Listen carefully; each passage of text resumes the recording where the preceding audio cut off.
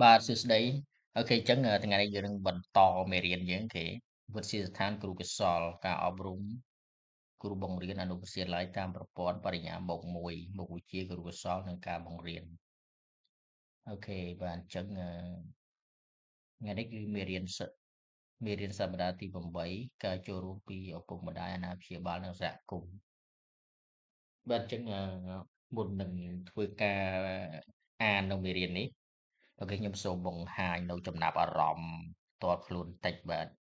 អញ្ចឹងការចូលរួមពីឪពុកម្ដាយអាណាព្យាបាលនិងសហគមន៍នេះគឺសំខាន់បំផុតសម្រាប់សាលារៀនបាទហេតុអីបានថាវាសំខាន់បាទបើសិនជាមានការចូលរួមពីឪពុកម្ដាយអាណាព្យាបាលនិងសហគមន៍គឺសាលារៀនគឺនឹងដើរគឺនឹងល្អគឺនឹងប្រពៃតែម្ដងអញ្ចឹងណាបាទ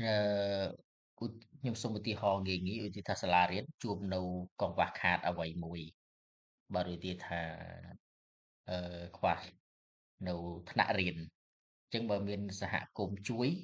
មានការចូលរួមពីឪពុកម្ដាយនិងសហគមន៍គឺយើងនឹងមានសាលារៀនយើងនឹងមានតុអូខេបាទនៅពេលដែលលោកគ្រូគាត់មកពីឆ្ងាយបាទគឺមានការខ្វះខាតគាត់ទំនុកបម្រុងតែម្នាក់បន្តិចគឺលោកគ្រូនោះគឺគាត់អាចមានពេលវេលាច្រើនសម្រាប់បង្រៀនក្មេងបាទបង្រៀនសិស្សបាទហើយមួយទៀតអឺឧទាហរណ៍មួយទៀតគឺពាក់ព័ន្ធជាមួយនឹងការចូលរួមរបស់ឪពុកម្ដាយឧទាហរណ៍ថាយើងដឹងថាកូនគាត់នឹងអត់ចេះបាទអត់ចេះអានទេនៅពេលនោះយើងផ្ញើពាក្យសម្ដីតាមកូនគាត់ថាឲ្យកូនគាត់ហ្នឹងគឺឲ្យគាត់ជួយបង្រៀនកូនគាត់ទៅឬក៏គាត់អត់មានពេលអាចឲ្យកូនគាត់ហ្នឹងទៅរៀនជាមួយអ្នកដែលចេះឬក៏ទៅរៀននៅកន្លែងណាមួយទៅអញ្ចឹងណាតែបើគាត់អត់អើពើនេះមានន័យថាมันមានការចូលរួមពីគាត់ទេអញ្ចឹងកូនគាត់គឺមិនអាចចេះកើតទេអញ្ចឹងណាបាទងាយបាទអញ្ចឹងចាប់ផ្ដើមតែម្ដងអានេះអូខេអានេះយើងអានថាម៉េច pedagogy បាទ pedagogy បាទមេរៀនសប្តាហ៍ទី8ការចូលរួមពីឪពុកម្ដាយអាណាព្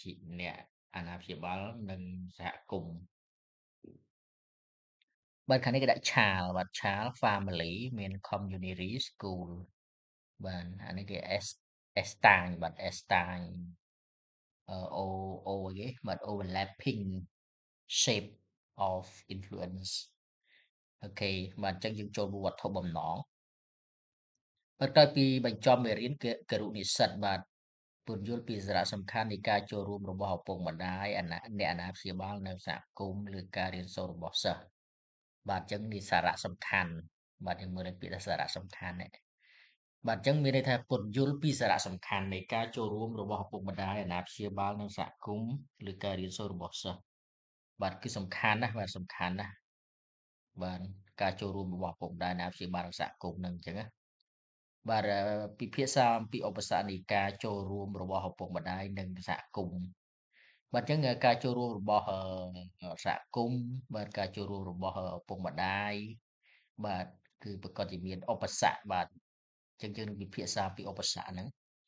បាទបន្តទៅទៀតគឺភ្ជាប់ទំនាក់ទំនងជាមួយភាគីពាក់ព័ន្ធក្នុងអាជីពគ្រូបង្រៀនបានភ្ជាប់ទំនាក់ទំនងបាទទាំងវត្ថុហ្នឹងគឺភ្ជាប់ទំនាក់ទំនងជាមួយភាគីពាក់ព័ន្ធក្នុងអាជីពគ្រូបង្រៀនបាទអញ្ចឹងទំនាក់ភាគីដែលពាក់ព័ន្ធជាមួយនឹងអាជីពគ្រូបង្រៀនមាននរណាខ្លះបាទគឺទី1សិស្សគ្រូបាទទី2គឺឪពុកម្ដាយអ្នកអាណាព្យាបាលអឺសហគមន៍បាទសហគមន៍ដូចជាមេភូមិបាទមេឃុំបាទនិងអង្គការក្រៅរដ្ឋាភិបាលដែលពាក់ព័ន្ធមួយការអប់រំបាទមានអីទៀតអូខេបាទមានអង្គការមានអីចឹងមកបាទអូខេមាតិកាបាទមាតិកាការចូលរួមរបស់មាតាបិតានិងសហគមន៍អូខេការចូលរួមរបស់មាតាបិតានិងសហគមន៍សារៈសំខាន់នៃការចូលរួមរបស់ឪពុកម្ដាយនិងសហគមន៍លើការរៀនសូត្ររបស់សិស្ស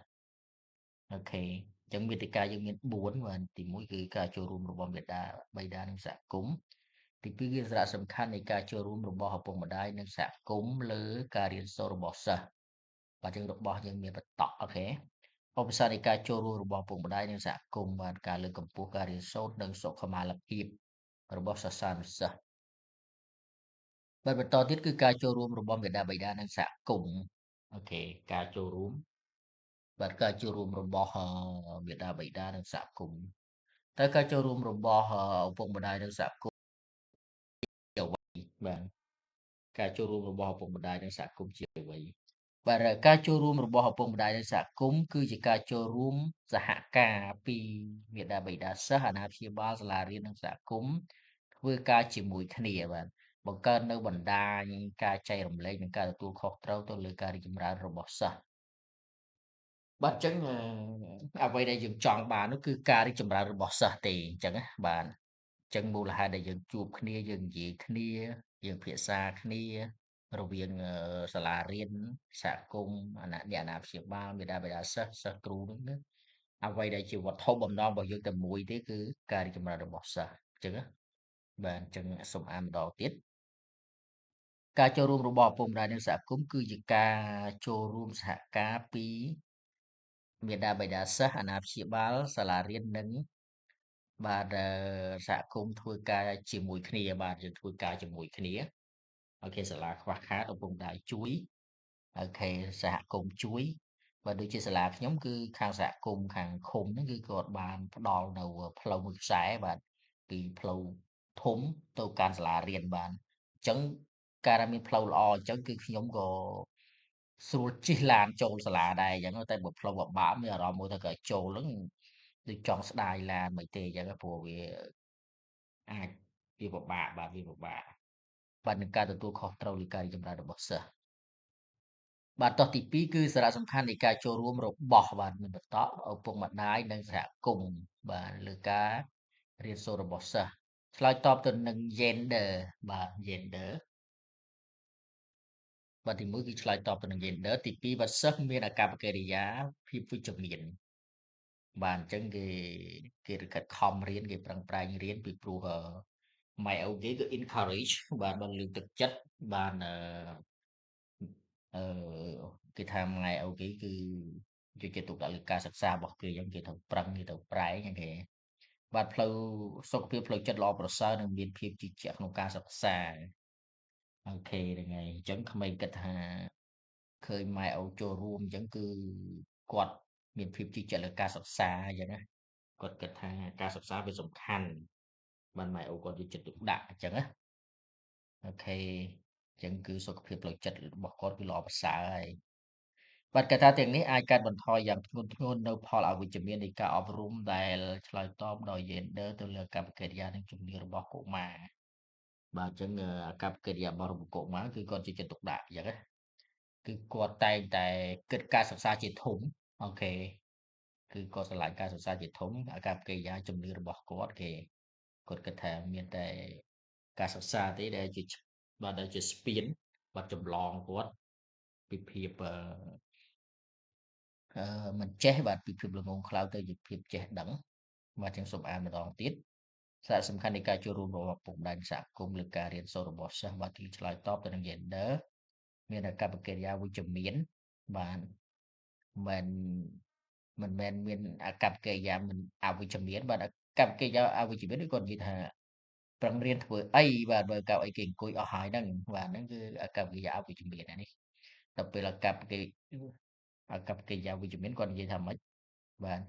គាត់ឲ្យខំរៀនទៅអញ្ចឹងណាឲ្យតែយើងចេះធ្វើការអីរកអីក៏ស្រួលដែរអូខេបើយើងធ្វើការងាររោងចក្រក៏យើងបានធ្វើរដ្ឋបាលដែរស្រួលហើយមានលុយច្រើនទៀតអញ្ចឹងណាអូខេបាទតោះបន្តទៀតគឺអូខេយើងបន្តទៀតគឺគេកត្តាទាំងនេះអាចកាត់បន្ថយភាពធ្ងន់ធ្ងរឬផលអវិជ្ជមានគេនៃការអប់រំអញ្ចឹងណាបាទគេដែលឆ្លើយតបទៅដោយ gender ទៅលើអាកប្បកិរិយានិងជំនឿរបស់កុមារបាទផលអវិជ្ជមាននៃការអប់រំហ្នឹងគឺគាត់គិតថាខំរៀនឬអីណាគេគ្រប់គ្នាគ្មានបានធ្វើអីទេនឹងគឺអវិជ្ជមានណាអូខេសំណួរពិភាក្សាបែងចែកគរុសិស្សជា4ក្រុមបាន4ក្រុមគឺ4នេះបាទចូលបង្ហាញពីឧបសគ្គនៃការចូលរួមរបស់ឪពុកម្ដាយអ្នកអាណាព្យាបាលនិងសហគមន៍មួយបញ្ហាវប្បធម៌ក្រុម1បញ្ហាសេដ្ឋកិច្ចក្រុម2បញ្ហាប្រឈមរបស់រដ្ឋាភិបាលក្រុម3បញ្ហាប្រឈមរបស់សាលារៀនគឺក្រុម4 បាទបន្តទៀតគឺយើងចូលបាទ3បាទឧបសគ្គនៃការចូលរួមរបស់ឪពុកម្ដាយនិងសហគមន៍បាទបាទឧបសគ្គនៃការចូលរួមរបស់ឪពុកម្ដាយនិងសហគមន៍បញ្ហាវប្បធម៌ផ្នត់គំនិតលើ Gender សាសនាបាទសាសនាខ្លះគេនៅសាលារៀនគេបែងចែកតែម្ដងគេឲ្យសិស្សស្រីរៀនទេបាទដូចជាខ្មែរយើងកាលពីជំនាន់មុនគាត់និយាយថាអត់ឲ្យស្រីរៀនទេខ្លាចលួចអឺសរសេរសំបុត្រតាក់ប្រុសបានគឺគាត់និយាយចឹងតែម្ដងបាទបញ្ហាសេដ្ឋកិច្ចបាទកង្វះខាតផ្នែកហិរញ្ញវត្ថុបាទអញ្ចឹងឧបសគ្គនៃការចូលរួមរបស់ឪពុកម្ដាយនិងសហគមន៍ហ្នឹងគឺទីមួយគឺកង្វះខាតផ្នែកហិរញ្ញវត្ថុបាទដូចជាយើងចង់ឲ្យគាត់ជួយអីគេជួយឥឡូវបង់ខូចហើយជួយបង់មួយមកគាត់ថាគាត់អត់លុយអូខេយើងធ្វើឲ្យបងទៅថាសុំ10000ឲ្យជួយ10000ទៅគាត់ថាអត់លុយអូខេអញ្ចឹងណាបាទបញ្ហាប្រឈមរបស់រាជរដ្ឋាភិបាលគោលនយោបាយនៃប្រព័ន្ធអប់រំនៅមានកម្រិតប្រមូលផ្ដុំធនធានកង្វះខាតហេដ្ឋារចនាសម្ព័ន្ធការជ្រើសរើសយុវជនជាទាហានអូខេបញ្ហាប្រឈមរបស់សាលារៀននៅឆ្ងាយបាទសាលារៀននៅឆ្ងាយអូខេផ្លូវមិនមានសុវត្ថិភាពកង្វះខាតសេវាកម្មសម្រាប់កុមារមានតម្រូវការពិសេសអំពើហិង្សាកេងប្រវ័ញ្ចផ្លូវភេទកង្វះធនធានគ្រូបង្រៀនល្អបាទអញ្ចឹងកង្វះធនធានគ្រូបង្រៀនល្អបាទបាទចំណុចនេះសំខាន់មែនទែនបាទកង្វះធនធានគ្រូបង្រៀនល្អនោះគឺចាំបាច់ណាស់បាទដូចជាលោកគ្រូខ្លះបាទគឺគាត់មិនយកចិត្តទុកដាក់ការងារគាត់ទេគឺបាទសូមនិយាយជាក់ស្ដែងតែម្ដងគឺដូចជាលោកគ្រូខ្លះគាត់នៅស្រុកទឹកបាទស្រុកទឹកអញ្ចឹងស្រុកទឹកគាត់អត់រកស៊ីអីកើតទេអញ្ចឹង2ខែដំបូងដែលទឹកលិចហ្នឹងបាទខែ10 11ហ្នឹងគឺគាត់បង្រៀនអញ្ចឹងណាបាទដល់ពេលខែ12ហ្នឹងគឺគាត់ទុកបាត់ដឹកថ្នោតបាទទៅជួញដូរឯណាបាត់ហើយអត់បង្រៀនទេអញ្ចឹងណាអូខេអញ្ចឹងមិនមែនមានន័យថាគាត់អត់សមត្ថភាពបង្រៀនទេអញ្ចឹងណាគឺគាត់អត់យកចិត្តទុកដាក់ការងារគាត់អញ្ចឹងគឺមានតែខ្វះខាតធនធានគ្រូល្អបាទឬក៏បាទជាក់ស្ដែងដូចជាកាលពីមុនមកខ្ញុំនិយាយពីមុនទេគឺនៅស្រុកទឹកអីនាយកសាលាគឺគាត់អត់យកចិត្តទុកដាក់ទេដោយសារសាលាគាត់លិចទឹកអត់មានផ្លូវអញ្ចឹងណាអូខេហើយអញ្ចឹងគាត់មិនសូវយកចិត្តទុកដាក់រៀនអីទេអញ្ចឹងណាអូខេគ្រូបង្រៀនក៏បង្រៀនទៅអត់ក៏អត់ទៅអញ្ចឹងណាពេលណាមានបញ្ហាធ្ងន់ធ្ងរបានគាត់មកអឺតសាលាអីចឹងទៅគេជាងគ្រូថ្មីថ្មីចេញចូលទៅអញ្ចឹងគេបានបាត់កេងប្រវ័ញ្ចផ្លូវភេទបាទបញ្ហាប្រឈមរបស់សាលារៀនមានដូចជាអំពើហិង្សាបាទអំពើហិង្សាបាទផ្លូវមិនមានសុវត្ថិភាពអូខេអញ្ចឹងពីផ្លូវមកសាលារៀនក៏អត់មានសុវត្ថិភាពអូខេអញ្ចឹងការចូលរួមរបស់ពុកម្ដាយសហគមន៍ក៏គាត់មានការលំបាកដែរអញ្ចឹងណាអូខេកង្វះខាតសេវាកម្មសម្រាប់កុមារមានតម្រូវការពិសេសបាទដូចជាកុមារខ្លះគឺគាត់ពិការអញ្ចឹងពីផ្លូវមកផ្ទះគាត់ពីផ្ទះគាត់មកសាលារៀនគឺគាត់អត់មានរទេះរុញបាទឬក៏គាត់អាចពីផ្ទះគាត់មកដល់សាលារៀនហើយតែសាលារៀននៅលើបាទនៅដូចបាទវាអត់មានចេះដើរឡើងបាទហ្នឹងគឺជាបញ្ហាកង្វះខាតសេវាកម្មបែបហ្នឹងគេបើឬក៏គាត់មើលអត់សូវឃើញវាអត់មើលអត់ឃើញអត់មានសាលាណាដែលបង្រៀនមនុស្សខ្វាក់បាទនឹងគឺជាបញ្ហាគេចង់និយាយបែបហ្នឹងគេសាលារៀននៅឆ្ងាយបាទឪពុកម្ដាយខ្លះគាត់ជាប់ចូលរួមដែរគាត់សាលានៅឆ្ងាយលោកអើយឆ្ងាយមិនដូចជាបែបមិននៅទេអញ្ចឹងណាអញ្ចឹងអត់ចូលរួមទេផ្លូវមិនមានសុវត្ថិភាពអូខេអញ្ចឹងយើងឃើញថាផ្លូវដូចជានៅស្ទឹងត្រែងអីបាទពីសាលារៀនមកសាលាពីផ្ទះមកសាលាគឺវាអត់មានសុវត្ថិភាពទេវាស្ងាត់បាទវាស្ងាត់ហើយបើប្រុសមានអីបាទបើក្មេងស្រីគ្នាបាក់ដែរអញ្ចឹងណាបាទដូចជាខ្ញុំជិះឡានមកខ្ញុំជិះឡានទៅឃើញក្មេងសិស្សសាលាហ្នឹងគាត់ជិះបាទគាត់ឲ្យយើងជិះហ្នឹងគាត់នោះភ័យបដ ாய் គេអញ្ចឹងណាអូខេអញ្ចឹងវាផ្លូវអត់មានសុវត្ថិភាពអំពើហិង្សាបាទអំពើហិង្សាអូខេការកេងប្រវ័ញ្ចផ្លូវភេទ បាទអំពើហិង្សាមិនទៅបញ្ហាប្រឈមរបស់សាលារៀនមានអំពើហិង្សាអូខេបាទអញ្ចឹងដូចថានៅក្នុងសាលារៀនយើងមានអំពើហិង្សាកើតឡើងគេបាទការកេងប្រវ័ញ្ចផ្លូវភេទបាទតបន្តទៀតគឺយើងបាទការកេងប្រវ័ញ្ចផ្លូវភេទហ្នឹងយ៉ាងម៉េចបាទអញ្ចឹងគឺសុទ្ធតែជាបញ្ហាប្រឈមរបស់សាលារៀនហើយបាទតោះលើកលេខ4បាទលេខ4គឺការលើកកម្ពស់ការរៀនសូត្រនិងសុខុមាលភាពរបស់សិស្សានុសិស្សបាទក្របខ័ណ្ឌទាំង6ប្រភេទនៃការចូលរួមរបស់Joyce C. Estein គេគឺទី1គឺនេះការលើកកម្ពស់ការរៀនសូត្រនិងសុខុមាលភាពរបស់សិស្សសានុសិស្សបាទគេថា Estein six step model of parents involvement involvement ទីមួយគឺ parenting collaborating with the community the decision making learning at home volunteering គេក្នុងអញ្ចឹងមានឪពុកម្ដាយការសម្រេចតាក់ទងគ្នាការស្ម័គ្រចិត្តការរៀននៅផ្ទះការសម្រេចចិត្តសហការជាមួយសហគមន៍អូខេបើចឹងការលើកកម្ពស់ការរៀនសូត្រនិងសុខុមាលភាពរបស់សិស្សទីមួយគឺត្រូវមានការចូលរួមពីឪពុកម្ដាយអូខេមានការស្ម័គ្រចិត្តការរៀននៅផ្ទះការសម្រេចចិត្តសហគមន៍អូខេការដែលតាក់ទងគ្នាអូខេទី4ការលើកកម្ពស់ការរៀនសូត្រនិងសុខុមាលភាពរបស់សិស្សានុសិស្សបាទការលើកកម្ពស់ការរៀនសូត្រនិងសុខុមាលភាពរបស់សិស្សានុសិស្សតើអ្វីទៅជាក្របខ័ណ្ឌទាំង6នៃការចូលរួមរបស់អឺ Jose គេ Joyce Estein ក្របខ័ណ្ឌទាំង6ប្រភេទនៃការចូលរួមរបស់លោក Joyce Estein ទីមួយឪពុកម្ដាយការចូលរួមប្រភេទទី1កើតឡើងនៅពេលដែលការអនុវត្តគ្រួសារនិងបរិយាកាសក្នុងផ្ទះគាំទ្រកុមារជាសិស្សនិងនៅពេលដែលសាលារៀនយល់ពីគ្រួសាររបស់កូនពួកគេបាទអញ្ចឹងឪពុកម្ដាយគឺគាត់ថាអូខេកូនឯងទៅរៀនទៅអញ្ចឹងណាកូនឯងទៅរៀនមិនបាច់ធ្វើទេអូខេណាអញ្ចឹងមានន័យថាម៉េចអូខេមានន័យកើតឡើងនៅពេលដែលការអនុវត្តគ្រួសារនិងបរិយាកាសក្នុងផ្ទះគាំទ្រកុមារជាសិស្សគេ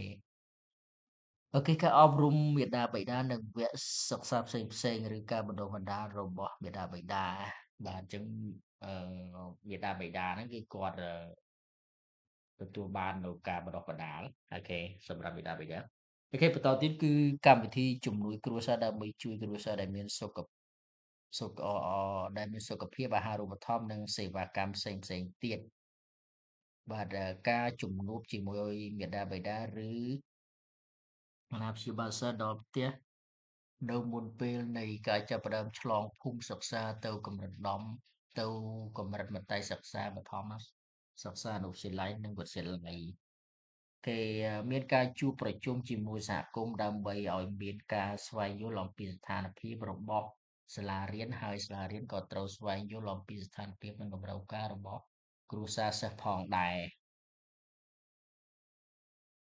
បាទអញ្ចឹងយើងមើលត្រង់នេះបន្តិចអូខេមានការជួបប្រជុំជាមួយសហគមន៍អូខេយើងដើម្បីឲ្យមានការស្វែងយល់អំពីស្ថានភាពរបស់សាលារៀនហើយសាលារៀនក៏ត្រូវស្វែងយល់ពីស្ថានភាពនិងតម្រូវការរបស់គ្រួសារសិស្សផងដែរអូខេជាងមានការជួបប្រជុំជាមួយសហគមន៍ដើម្បីឲ្យមានការស្វែងយល់ពីស្ថានភាពរបស់សាលារៀនបាទសាលារៀននឹងមានស្ថានភាពបែបម៉េចបាទក្មេងៗអត់ចេះច្រើនអូខេឬក៏យ៉ាងម៉េចសាលាយើងអត់មានសាលារៀនទេអូខេសាលារៀនក៏ត្រូវស្វែងយល់ពីស្ថានភាពនិងតម្រូវការរបស់គ្រួសារសិស្សផងដែរគ្រួសារសិស្សគេចង់បានអីបាទគេចង់ឲ្យកូនគេចេះចង់ឲ្យកូនគេប៉ាកែបាទមានជំនួបជាមួយមាតាបិតាឬអាណាព្យាបាលសិស្សដល់ផ្ទះ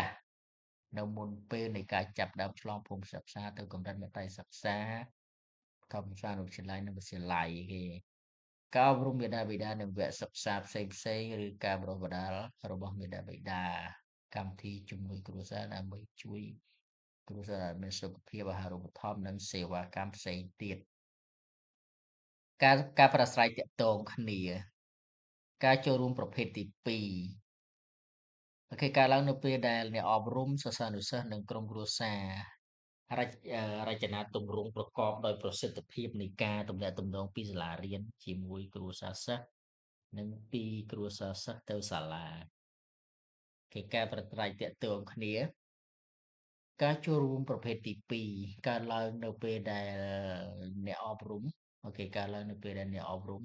សិស្សានុសិស្សនិងក្រុមគ្រួសារគេរចនាទម្រង់ប្រកបដោយប្រសិទ្ធភាពនៃការទំនាក់ទំនងពីសាលារៀនជាមួយគ្រួសារសិស្សនិងពីគ្រួសារសិស្សទៅសាលាអូខេអញ្ចឹងយើងមើលត្រង់នឹងតន់អត់បាទការប្រាស្រ័យទាក់ទងនេះមានការចូលរួមជាគេហៅប្រភេទទី2គឺកើតឡើងនៅពេលដែលអ្នកអប់រំសិស្សានុសិស្សនិងក្រុមបាទអ្នកអប់រំគឺគ្រូបង្រៀនហ្នឹងហើយយុវសាលាអីហ្នឹងបានរចនាទម្រង់ប្រកបដោយប្រសិទ្ធភាពនៃការម្នាក់ម្ដងពីសាលារៀនជាមួយគ្រូសាស្ត្រសិស្សនិងពីគ្រូសាស្ត្រសិស្សទៅសាលាអូខេមានការប្រជុំជាមួយមាតាបិតាឬអាណាព្យាបាលសិស្សគ្រប់រូបយ៉ាងហោចណាស់ម្ដងក្នុងមួយឆ្នាំបាទយ៉ាងយើងធ្វើនៅដើមឆ្នាំអូខេមានអ្នកជួយបាទមានអ្នកជួយសម្រួលបកប្រែភាសាដើម្បីជួយដល់គ្រួសារសិស្សដែលមានតម្រូវការបាទអ្នកខ្លះគឺគាត់ឆ្លងអីចឹងទៅតែយើងឲ្យពីណាម្នាក់ស្រែកដាក់តិចគាត់ក្បែរហ្នឹងទៅបាទឬក៏គាត់មើលអត់ឃើញអីយើងអាចមានអ្នករៀបរាប់អីក្បែរហ្នឹងទៅឬក៏ជនជាតិភាគតិចបាទជនជាតិភាគតិចអីហ្នឹងគឺគាត់អត់ចេះសូវចេះភាសាខ្មែរយើងឲ្យអ្នកបកប្រែទៅអញ្ចឹងបាទមានការបង្កើតកាលវិភាគទៀងទាត់ដើម្បីជូនដំណឹងដែលមានប្រយោជន៍ការហៅទូរស័ព្ទទៅមាតាបិតាឬអ្នកអាណាព្យាបាលទទួលបាននៅប្រតិបត្តិព័ត៌មាននិងទំនាក់ទំនងផ្សេងទៀតបាទការបង្កើតបាទមានការបង្កើតកាលវិភាគទៀងទាត់ដើម្បីជូនដំណឹងដែលមានប្រយោជន៍ការហៅទូរស័ព្ទទៅមាតាបិតាឬអ្នកអាណាព្យាបាលទទួលបាននៅប្រតិបត្តិព័ត៌មាននិងទំនាក់ទំនងផ្សេងទៀតបាទអញ្ចឹងយើងត្រូវតែមានលេខទូរស័ព្ទឪពុកម្ដាយអញ្ចឹងណាអូខេហើយយើងធ្វើការតេទៅបាទតេគឺជួបនិយាយមួយគាត់បាទអញ្ចឹងណាអូខេបាទតោះឥឡូវយើងចូលស្ម័គ្រចិត្តបាទស្ម័គ្រចិត្ត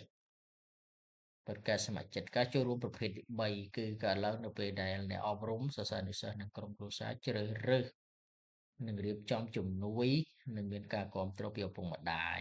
ហើយឪពុកម្ដាយឬអ្នកអាណាព្យាបាលជាអ្នកចូលរួមដើម្បីជួយគាំទ្រជាសម្រាប់សកម្មភាពសិស្ស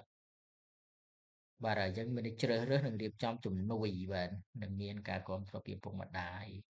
ហើយឪពុកម្ដាយឬអ្នកអាណាព្យាបាលជាអ្នកចូលរួមនិងជួយគាំទ្រសម្រាប់សកម្មភាពសិស្សអូខេបន្តទៀតគឺកម្មវិធីស្ម័គ្រចិត្តរបស់សាលាថ្នាក់រៀនដើម្បីជួយគ្រូបង្រៀនអ្នកគ្រប់គ្រងនិងសិស្សនិងឪពុកម្ដាយផ្សេងទៀតសហគមន៍ឪពុកម្ដាយឬមជ្ឈមណ្ឌលគ្រួសារសម្រាប់ការងារស្ម័គ្រចិត្តដែលមានដូចជាការប្រជុំនិងតម្រូវការធនធាននានាសម្រាប់គ្រួសារសិស្សដែលមានតម្រូវការបាទសហគមន៍ឪពុកម្ដាយឬមជ្ឈមណ្ឌលគ្រួសារសម្រាប់ការស្ម័គ្រចិត្តនេះគេដែលមានតម្រូវការប្រើប្រាស់កាតរូបភាពរូបភាពស្ទាបស្ទង់មតិប្រចាំឆ្នាំដើម្បីកំណត់ទេពកោសល្យពេលវេលានិងទីតាំងនៃអ្នកស្ម័គ្រចិត្តអូខេការរៀននៅផ្ទះបាទការរៀននៅផ្ទះបាទអញ្ចឹងយើងមាន6ចំណុចចឹងណាបាទការរៀននៅផ្ទះការចូលរួមប្រភេទទី4កើតឡើងនៅពេលដែលសាលារៀនមានព័ត៌មានឬផ្ដល់ជាគំនិតយោបល់ទៅកាន់គ្រូសាស្ត្រសិស្សអំពីរបៀបរៀនរបស់កូនពួកគាត់ការផ្ដល់ជាជំនួយនៃការសិក្សាដើម្បីជួយសិស្សនៅផ្ទះជាមួយនឹងសកម្មភាពផ្សេងៗដែលទាក់ទងទៅនឹងកម្មវិធីសិក្សាការសម្រេចចិត្តនិងការធ្វើផែនការនានាអូខេបាទអានម្ដងទៀតគេការការរៀននៅផ្ទះគឺការចូលរួមប្រភេទទី4ហ្នឹងគឺកើតឡើងនៅពេលដែលសាលារៀនមានព័ត៌មានឬផ្ដល់ជាគំនិតយោបល់ទៅកាន់គ្រួសារសិស្សអំពីរបៀបរៀនរបស់កូនពួកគាត់ ការផ្ដល់ជាជំនួយនៃការសិក្សាដើម្បីជួយសិស្សនៅផ្ទះជាមួយនឹងសកម្មភាពផ្សេងៗដែលទាក់ទងទៅនឹងកម្មវិធីសិក្សា ការសម្រេចចិត្តនិងការធ្វើផែនការនានាផ្ដល់ព័ត៌មានសម្រាប់គ្រួសារអំពីជំនាញដែលត្រូវការសម្រាប់សិស្សគ្រប់មុខវិជ្ជានៅថ្នាក់នីមួយៗផ្ដល់ព័ត៌មានស្ដីពីគោលនយោបាយនៃការសិក្សានិងការជួយសម្របសម្រួលកិច្ចការផ្ទះរបៀបត្រួតពិនិត្យនិងពិភាក្សាការងារសាលានៅផ្ទះការចូលរួមរបស់ក្រុមគ្រួសារក្នុងការកំណត់គោលដៅសិស្សជារៀងរាល់ឆ្នាំនិងក្នុងការរៀបចំផែនការសម្រាប់មហាវិទ្យាល័យឬធ្វើការបាត់ទី5គឺការសម្រេចចិត្តការសម្រេចចិត្តអូខេការចូលរួមបាទការចូលរួមប្រភេទទី5កើតឡើងនៅពេលដែលសាលារៀនបានរួមបញ្ចូលឪពុកម្ដាយនៅក្នុងការសម្រេចចិត្តរបស់សាលានិងអភិវឌ្ឍថ្នាក់ដឹកនាំឪពុកម្ដាយនិងអ្នកតំណាងបសកម្មភាព PTA និង PTO បាទ PTA មានន័យថា Parent Teacher Association បាទហើយ PTO មានន័យថា Parent Teacher Organization បាទឬក៏អង្គការមាតាបិតាផ្សេងទៀតក្រុមប្រឹក្សាឬគណៈកម្មការសម្រាប់ភាពជាអ្នកដឹកនាំនិងការចូលរួមរបស់មាតាបិតាក្រុមតស៊ូមតិឯករាជ្យដើម្បីបញ្ចុះបញ្ចូលសម្រាប់ការកែតម្រង់និងកែលម្អសាលារៀនបណ្ដាញភ្ជាប់គ្រួសារទាំងអស់ជាមួយតំណាងមាតាបិតាអូខេអញ្ចឹងយើងមកក្រោមទៀតអូខេសហការជាមួយសហគមន៍បាទហ្នឹងជាមាន6ចំណុចហ្នឹងគឺសហការជាមួយសហគមន៍ការចូលរួមប្រភេទទី1កើតឡើងនៅពេលដែលសេវាកម្មសហគមន៍គេធនធាននិងដៃគូត្រូវបានដាក់បញ្ចូលនៅក្នុងដំណើរការអប់រំដើម្បីពង្រឹងកម្មវិធីសាលារៀនការអនុវត្តគ្រួសារនិងការរៀនសូត្រនិងការអភិវឌ្ឍសិស្សអូខេព័ត៌មានសម្រាប់សិស្សានុសិស្សនិងក្រុមគ្រួសារស្ដីពីសុខភាពសហគមន៍វប្បធម៌កម្សាន្តជំនួយសង្គមនិងកម្មវិធីសេវាកម្មផ្សេងៗព័ត៌មានស្ដីពីសកម្មភាពសហគមន៍ដែលភ្ជាប់ទៅនឹងការរៀនជំនាញនិងទេពកោសល្យរួមទាំងកម្មវិធីរដូវក្តៅសម្រាប់និស្សិតអូខេសន្និដ្ឋានអូខេយើងចប់ហើយដើម្បីឆ្លើយតបទៅនឹងការអប់រំដ៏រឹងមាំនេះគឺទាមទារការចូលរួមពីសិស្សផ្ទាល់បាទគ្រួសារសាលារៀននិងសហគមន៍ភាពជាដៃគូដែលមានផលប្រយោជន៍និងភាពវិជ្ជមានរបស់ឪពុកម្ដាយសហគមន៍សាលារៀនបានដើរតួនាទីយ៉ាងសំខាន់ក្នុងការលើកកម្ពស់ការសិក្សារៀនសូត្រនិងសុខុមាលភាពរបស់សិស្សានុសិស្សឪពុកម្ដាយឬអាណាព្យាបាលគឺជាគ្រូបង្រៀនទី1របស់កូនហើយឪពុកម្ដាយឬអាណាព្យាបាល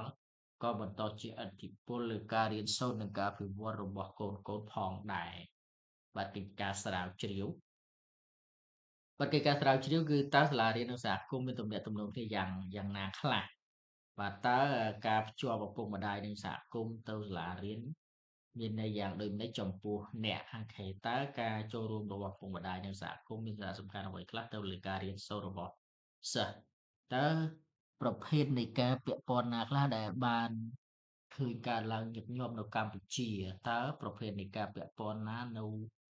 តែត្រូវការកែលម្អបរិបទនៃសាលារៀននៅកម្ពុជាបាទនេះគឺជាឯកសារយោងអូខេជំអរគុណបាទអរគុណសម្រាប់ការយកចិត្តទុកដាក់ស្ដាប់អូខេអញ្ចឹងយើងមានតែប៉ុណ្្នឹងទេអរគុណសម្រាប់សម្រាប់ការចូលរួមក្នុងការមើលអូខេបាទអញ្ចឹងខ្ញុំមានតែប៉ុណ្្នឹងទេអរគុណសម្រាប់សូមចប់តែម្ដង